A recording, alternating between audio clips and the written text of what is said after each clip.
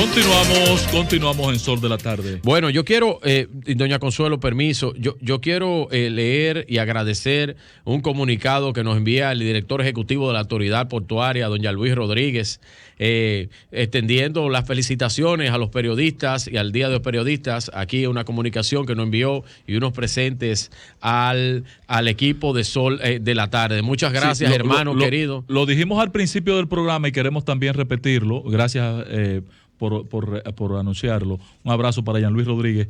Y también... Jean Luis lo estamos esperando en Sol de la Tarde. Y también, él estuvo con nosotros, doña, hace como 3 semanas. ¿En Sol de la Tarde? Sí, claro. Ya estaba operada.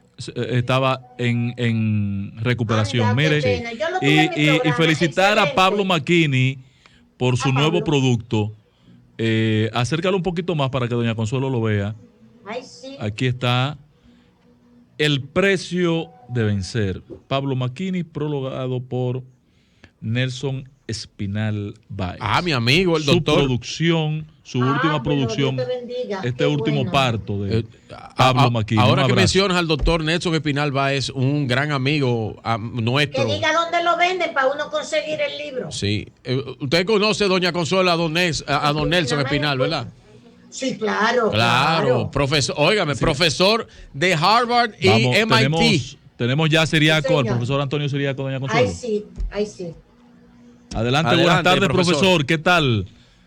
Buenas tardes, Ángel. Buenas tardes, doña Consuelo, Pedro, Aníbal y los demás que estén ahí. Los demás somos Virgilio Félix, Pedro Virgilio Félix, ¿verdad? Sí, señor. Lo que queda de él. ¿Qué va? No, te queda mucho, Virgilio. Profesor, gracias por estar con nosotros, porque tenemos una... Tenemos una inquietud. Sí, ¿cómo no? El presidente Luis Abinader dio unas declaraciones que a mí me parecen muy llamativas, importantes, a donde él yo creo que era con los periodistas, y entonces habló de la inminencia ya. Cuando yo digo la inminencia es poner como prioritaria la reforma fiscal. Hay que hacer la reforma fiscal, que eso es prioritario. Entonces, lo que nosotros nos preguntamos, lo entendemos, pero hay condiciones, y de qué reforma fiscal estaríamos hablando. Mira, doña Consuelo, usted sabe que aquí, y quiero hacer un poco de historia, aquí se hizo una reforma quizá la más profunda en los años 90, sí. Básicamente en el 92, y fue una reforma bastante, vamos a decir, atípica, en el sentido de que en ese momento el doctor Joaquín Balaguer asumió de forma deliberada un proceso de aumentos impositivos. Y luego entonces eso se envió al Congreso. Obviamente que las condiciones de hoy en día son condiciones muy diferentes, porque en primer lugar estamos hablando que esa reforma o pacto fiscal, como se le llame, está contenida en una ley, que es la Ley Nacional de Estrategia del Desarrollo, en primer lugar. En segundo lugar, hay una situación con la sociedad civil, hay más actores, y de forma constitucional se crea el Consejo Económico y Social, donde allí se pueden y se van a dirimir todos los procesos de cambio y transformaciones que están contenidos en la Ley Nacional sobre Estrategia Nacional de Desarrollo. Entonces, eso ya le da una particularidad a el anuncio que hace el presidente de la República. No es algo tan automático, eso se podría llevar tiempo.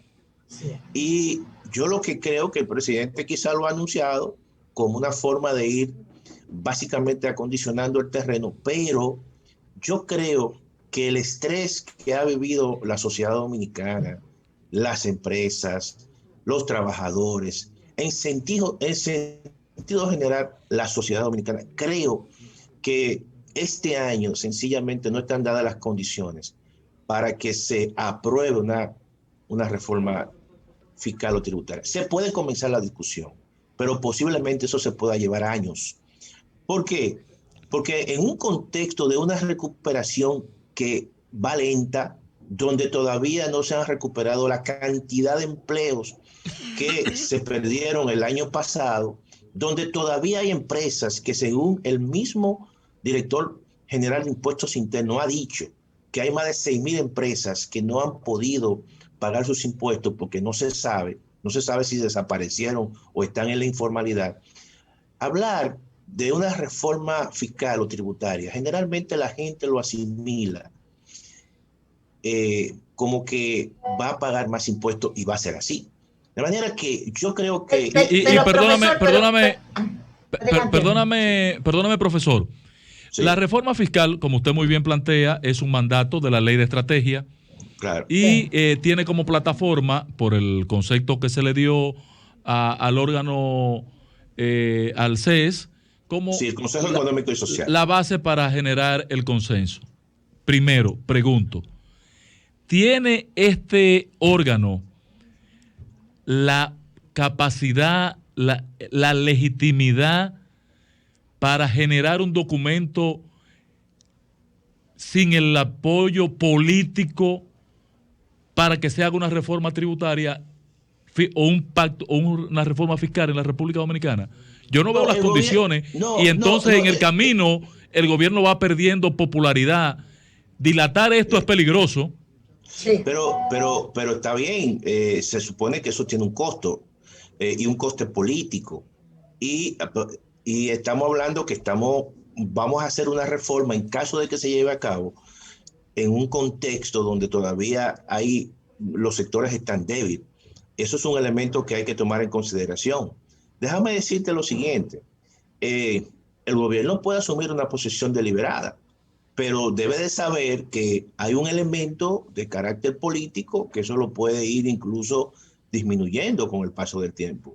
Fíjense lo que ha ocurrido con el mismo pacto eléctrico. El pacto eléctrico está en una situación que se sometió incluso un recurso de amparo en el Tribunal Superior Administrativo y eso está todavía discutiéndose. ¿Pero por qué? Porque precisamente hay un mecanismo que ya está en la Constitución de la República donde se llama a discutir los pactos que están en la Ley Nacional sobre la Estrategia Nacional de Desarrollo. Entonces, todo eso ya la sociedad dominicana ha cambiado y todo eso en cierta manera hay que tomarlo en consideración porque si no retrasa los procesos de reforma. El gobierno puede asumir una posición deliberada, pero miren lo que ocurrió con el presupuesto del año 2021 cuando se incorporaron una serie de impuestos. ¿Qué ocurrió? Bueno, que hubo una protesta de un sector de clase media. Sí, pero que eso fue un relleno o un parche mal pegado. No, un ladrillo por abajo de la puerta. Está bien, doña Consuelo. Pero es que el presidente, yo estaba buscando reforma fiscal, perdón, profesor. Y oye esto, Ángel. Yo estaba buscando los planteamientos del presidente sobre reforma fiscal, antes incluso de ser presidente. Y él hablaba de bajar los impuestos.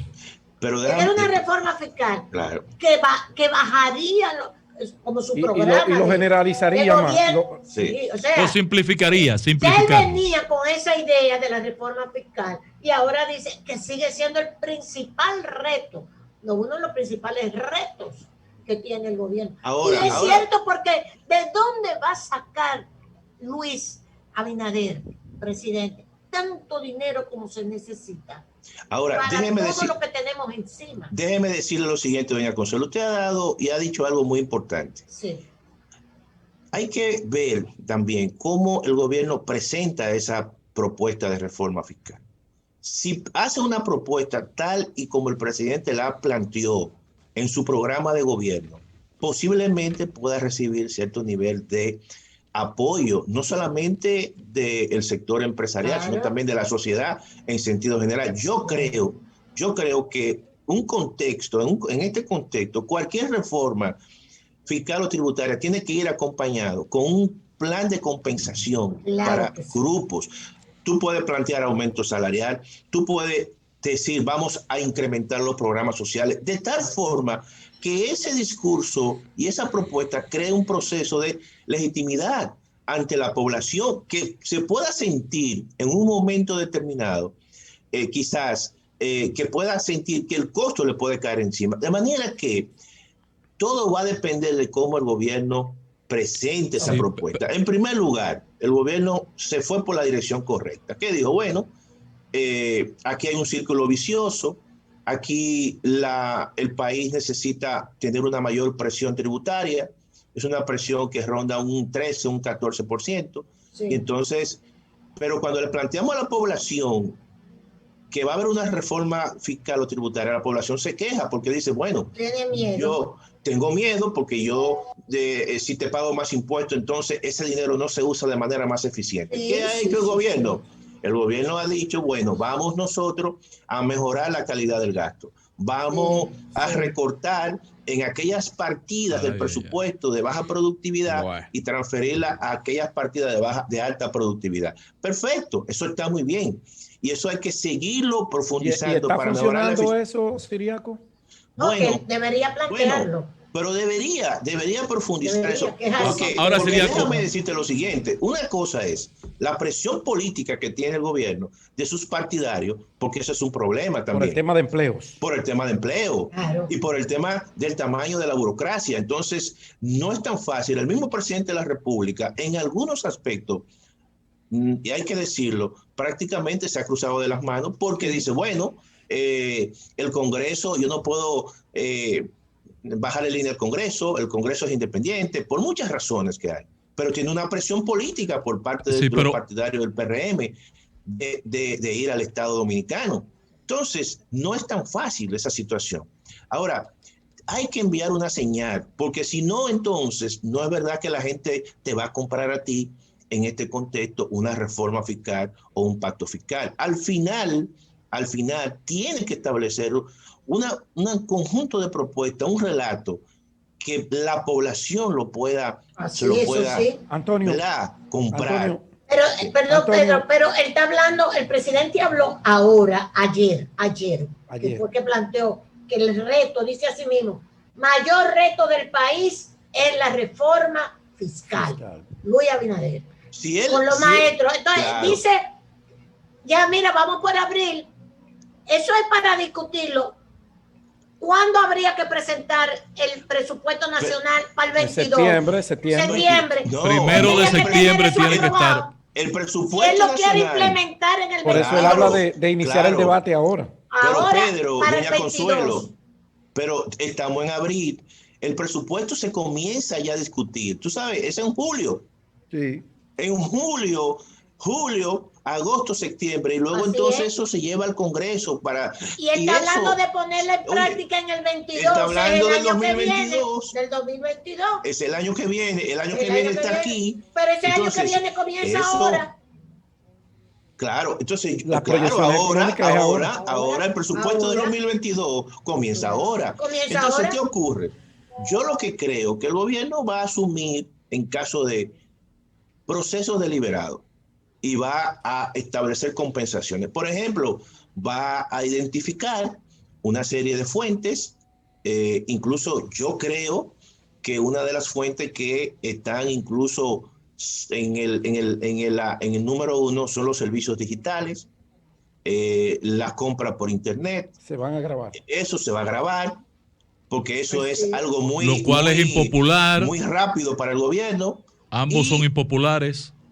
Son impopulares. No, pero para el sector empresarial dominicano no es impopular. Son impopulares. No, para el sector empresarial no, es para el pueblo que es impopular. Más rápida. Eso es así. Es impopular para el pueblo. Pero claro que sí, Ángel. Es que ninguna reforma fiscal es popular.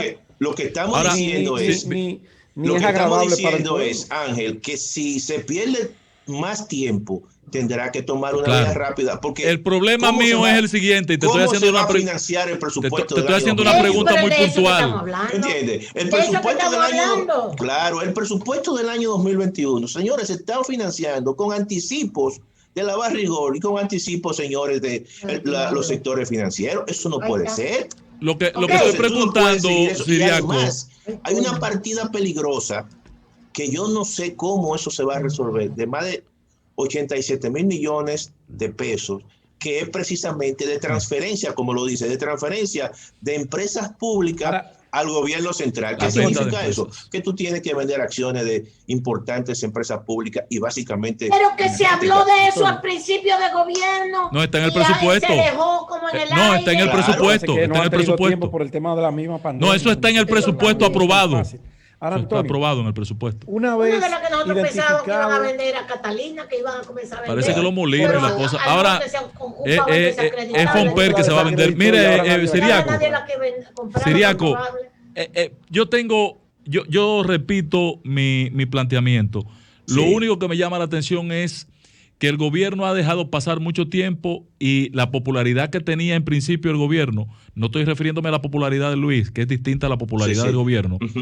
La popularidad del gobierno se ha estado disminuyendo. 70%. Y si dejan esto a junio, julio, podría encontrar el gobierno en una condición de no tener el apoyo político, el apoyo social suficiente para generar una reforma. De todas maneras, Siriaco, ya hoy, que económica, ya hoy, Siriaco, en un presupuesto con una deuda renegociada en parte importante que logró Luis Abinader y este gobierno, está pagando el 42% de los recursos que se captan, de los impuestos que se cobran, el 42% va destinado a pagar deuda. Entonces, mira, el año que viene hay mucho más vencimiento de deuda. Claro, nosotros siempre hemos alertado sobre el tema de la deuda. Y eso es un riesgo muy alto que tiene el gobierno porque compromete los recursos del presupuesto para inversión pública. 74% del gasto social. Hoy. Por ejemplo, aquí se está destinando más recursos a el pago de intereses de la deuda pública que la inversión pública que hace el gobierno. Oye bien, aquí se está destinando casi el 4% del PIB a el pago de intereses y solamente se dedica el 2.3, 2.4 a inversión pública. Ustedes saben culpa de quién es eso. Tú no estás en un proceso de recuperación. Lo importante es que el gobierno gaste y básicamente en gasto de capital.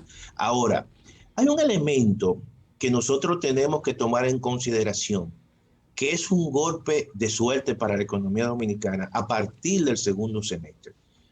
El gobierno norteamericano anunció un plan de inversiones masiva dentro del plan de rescate de 2.2 billones de dólares. Eso, señores, en el caso de las economías como la economía dominicana, la centroamericana y la mexicana, eso va a tener un impacto muy grande en sus exportaciones y en las remesas de dominicanos que residen básicamente en territorio norteamericano. Porque la cantidad de recursos que se van a dedicar en Estados Unidos para reconstrucción y apoyo a las familias, de una forma u otra, nosotros nos veremos beneficiados y eso le puede dar un impulso a la economía a partir del segundo semestre, más allá de lo que uno se puede imaginar. Y además, obviamente también puede atraer una gran parte de inversión extranjera a la República Dominicana. Eso es un golpe posiblemente de suerte que pueda mejorar las recaudaciones a partir de la segunda mitad. Y eso creo que el gobierno también está confiando mucho en esa situación.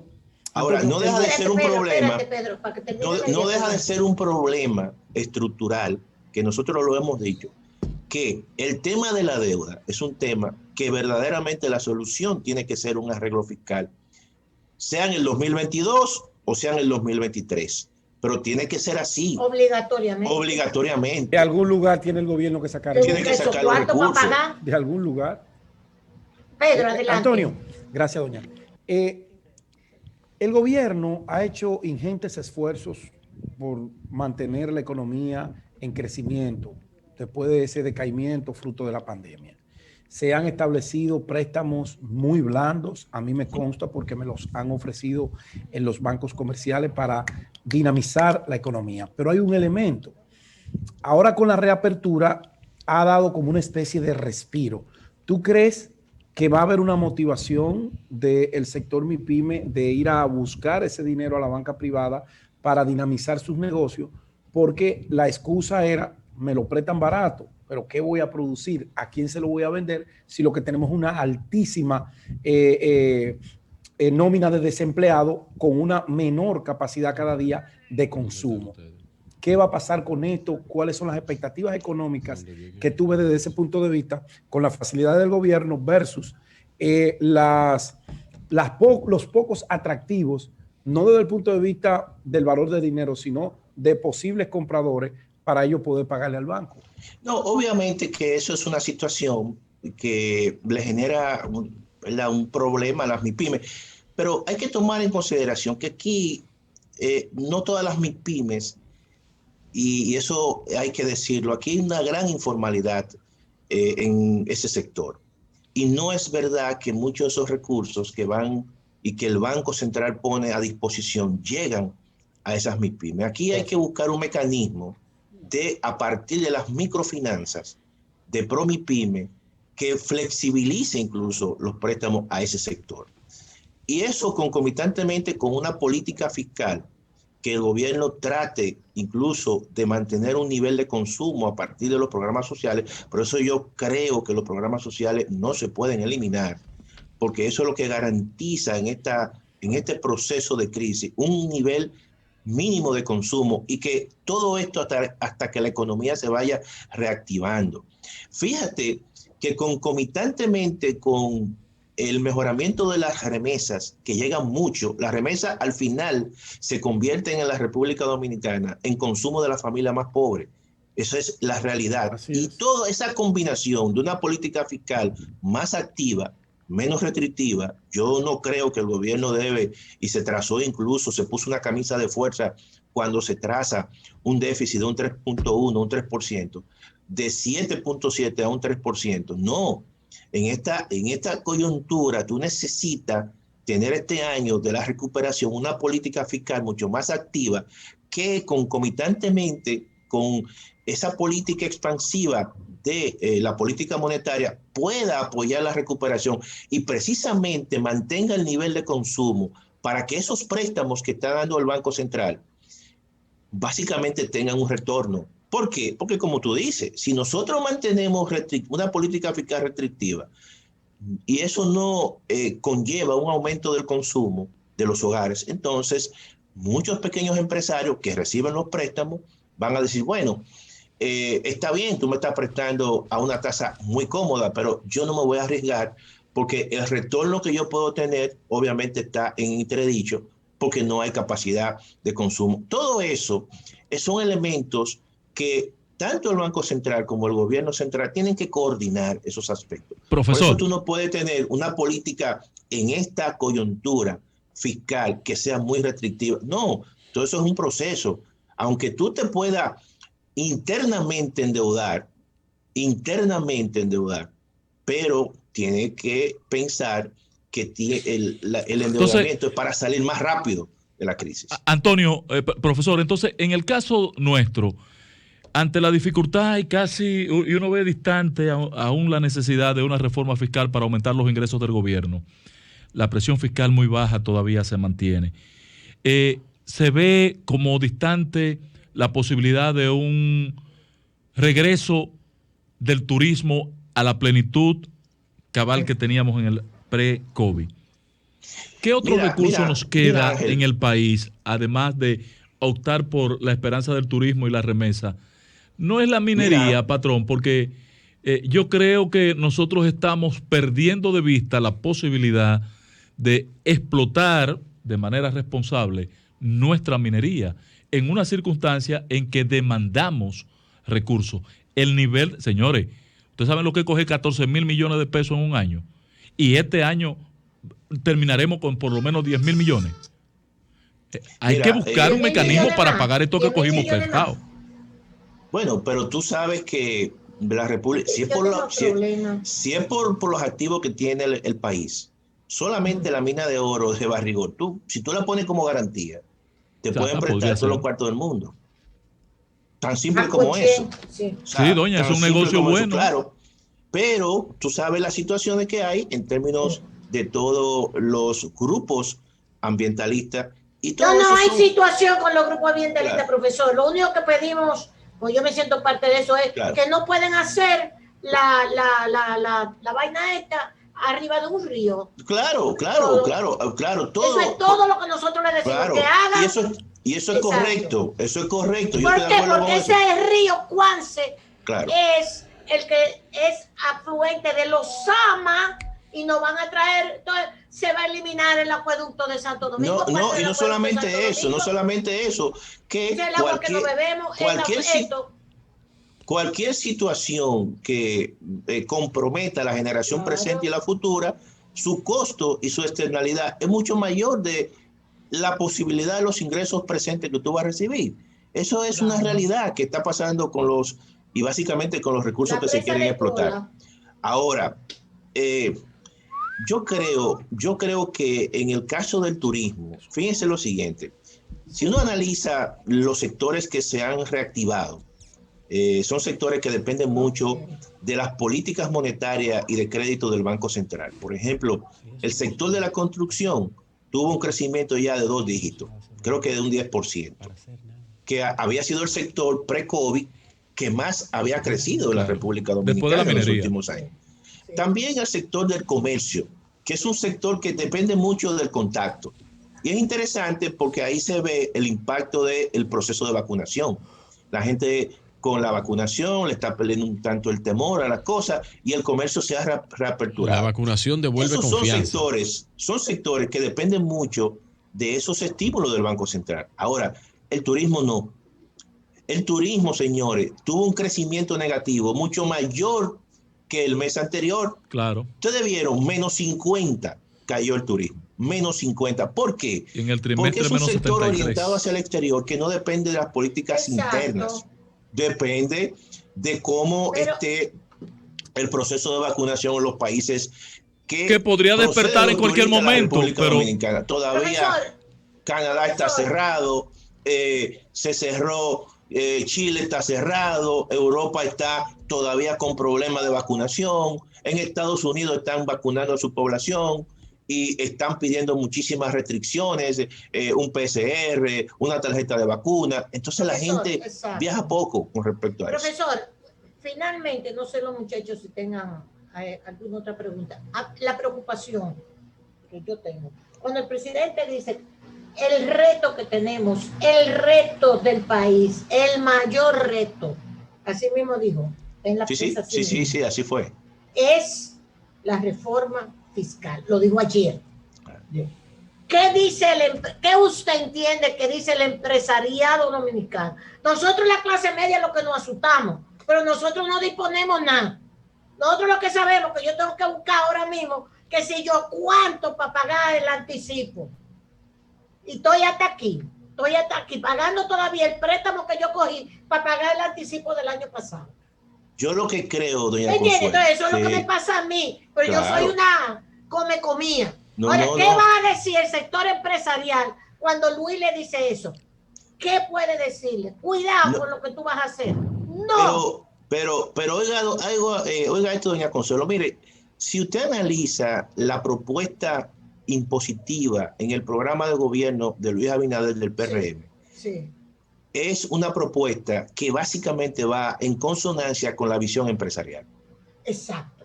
Disminución de impuestos, facilidades de impuestos, eliminación de normas tributarias. Y yo creo que en ese sentido, si el gobierno plantea una reforma así, en esa línea, en el Consejo Económico y Social va a tener el apoyo del empresario. ¿Y cuántos puntos, eso es lo que yo creo. ¿Y cuántos puntos podría aumentar en la presión tributaria? Va a tratar, desde mi punto de vista, de establecer una propuesta de tal manera que pueda establecer en ese sentido cierto nivel de apoyo de los sectores que convergen en el Consejo Económico y Social. ¿Y en cuántos puntos podría aumentar esa reforma? Incluso aumento general de salario para compensar cualquier tipo de perfecto, Siriaco. ¿Y cuántos puntos podría entonces esa reforma planteada aumentar a la presión? Yo creo que en esta coyuntura también eso es un elemento importante. En esta coyuntura, tú no puedes dar un salto mortal de pasar de una presión tributaria de un 14 a un 18. Claro. No, tú puedes hacerlo de manera gradual y es una manera de tú mitigar el impacto que eso puede tener en los bolsillos de la gente. Tú puedes decir, mira, vamos nosotros en esta coyuntura, ¿verdad? Cuyo objetivo de largo plazo puede ser un 23 o lo que sea, pero en esta coyuntura añadir 2 puntos porcentuales. Estamos hablando de que si el PIB en este año es de 4.6 billones, entonces estamos hablando de casi 100.000 millones de pesos, que el gobierno puede agenciarse, que eso le permite construir un presupuesto para el año 2022 y ganar tiempo. ¿Quiénes pagarían ese 2%? La clase media que no tiene que la defienda. La que paga todo eso. Si nos carga más a nosotros en la clase media, ahí sí es verdad que no entonces yo pienso que el gobierno tiene que comenzar a hacer los ejercicios. Por ejemplo, yo creo que el gobierno debería bajar el ITEVI, pienso yo. Y generalizar y extenderlo a otros productos. Ampliar la base. El ITEVIS en la República Dominicana es de lo más alto que hay en América Latina. ¿Cuál es la media en América? Tú lo puedes llevar a entre 12 y 16. Tú lo puedes llegar a un 15. Y aún así, y eso alivia muchos sectores de clase media. Todo eso. Pero que no me toque entonces la comida, los alimentos, la medicina. Porque la medicina no aguanta más. Todo eso. No, pero tú puedes. Te estás oyendo muy atrás. Tú puedes proteger, por ejemplo, en el caso de la medicina, el caso de los medicamentos, porque no todo, estamos hablando de un 46%, pero también hay otro monto que no son ni medicinas ni. Profesor, usted habla de extender la base y bajar el. Eso, tú puedes. Pero profesor Fidiaco. Pero profesor, ¿cuánto estamos pagando? De impuestos, 28. Profesor, 18 de agradezcale eso. Esos impuestos agradezcaselo a los 20 años del PLD de gobierno. 30%. ¿Usted sabe lo que es un impuesto de que al consumo de lujo? Una vaina de eso. Pero profesor, sí. ¿Por qué en una reforma de teléfono lo han denunciado y se quiten eso? Profesor, el primer punto en una reforma fiscal en República Dominicana obligatoriamente es reducir por lo menos al 50% el gasto tributario. No puede seguir. Usted va a buscar 100.000 millones, ahí hay 20.000 ya disponibles. No, pero no le ponga el 50, ponle menos. O sea, estamos hablando de un monto hoy de 270.000 millones el gasto tributario de pesos. ¿Tú entiendes? Entonces, si el 47% de eso es ITEVI, entonces todo lo otro tú lo puedes negociar. Pero también lo que dice Ángel, el gasto tributario, eso hay que arreglarlo ya. Claro. He hablado 200 veces sobre lo mismo. A mí lo que me preocupa como clase media es que nos carguen a nosotros el lado. Y así será. Claro. Porque el empresario se riega y los empresarios tienen. No, el empresariado tiene quien lo defienda en el gobierno. Quien lo defienda, se pueden defender ellos mismos. Cogen la prensa, es por aquí que va esta vaina. No. Y tienen en el gobierno quien lo defienda. Qué bueno que 7 meses. Pero nosotros nos lleva el diablo. Sí, es así. ¿Cómo nos está llevando? Los empresarios están en el poder. No es que ellos van a coger la prensa, no. Ellos son parte del poder. Acabo de decirlo. Por eso es la realidad. Por eso yo digo que el programa impositivo del presidente Abinader está muy alineado con precisamente lo que piensan los empresarios. Como él, entonces se lo agradecemos mucho todas estas explicaciones que nos ha dado, porque gracias, yo lo que profesor. quiero saber cómo el presidente hace la afirmación, la reforma fiscal va para el CES y para el 22 la estamos implementando. No hay condiciones hoy. Todos sabemos que eso es parte. Pero ¿por dónde que viene esto? Todo eso es parte de una situación que está viviendo. Y yo pienso, claro, pero dígalo, profesor, dígalo que usted va a decir, dígalo. Que sencillamente, si sigue y deja pasar el tiempo, no va a haber tiempo para eso. Exacto. Yo creo, profesor, que el gobierno está esperando. Y póngale coletilla. Está esperando que haya cierta recuperación económica en este 2020. No, el profesor. No lo había escuchado. El profesor que le ponga coletilla. Que le ponga coletilla y que diga que estos lodos son culpa de aquellos polvos. Nosotros hablamos, Aníbal, de que está esperando el segundo semestre, precisamente, y ver el impacto que va a tener los estímulos norteamericanos en la economía dominicana, y eso puede aprovechar una coyuntura, pero no es fácil, no es fácil. ¿Usted sabe lo que hizo Danilo?